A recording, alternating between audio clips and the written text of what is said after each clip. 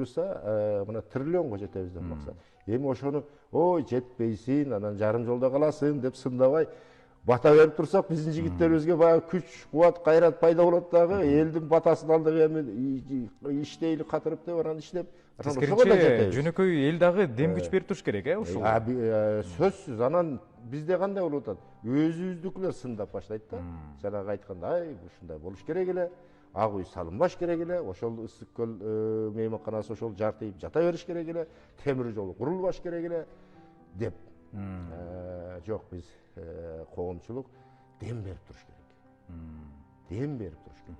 Ошондо гана эми ал жерде иштегендердин деле президент болобу, Кабмин болобу, же болбосо ГКМнын төрагасы болобу, алар деле моралдык колдоого муктаж.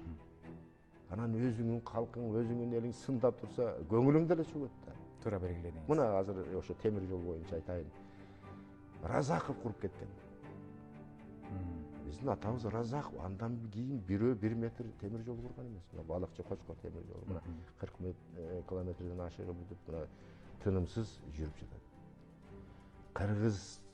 Кыргыздар, кыргызстандықтар өмүр бою ушул дүйнөлүк океанга чыгууну эңсеп келишкен. Түш. Бир жомок катары көрүшкөн. Дүйнөлүк океанга чыктык дегишең, мына дүйнөлүк соодага киришебиз. Дүйнөлүк экономика менен дагы көбүрөөк интеграция болобуз. Мына бүгүн мына кол коюлуп, Кытай, Кыргызстан темир жолу курулууда.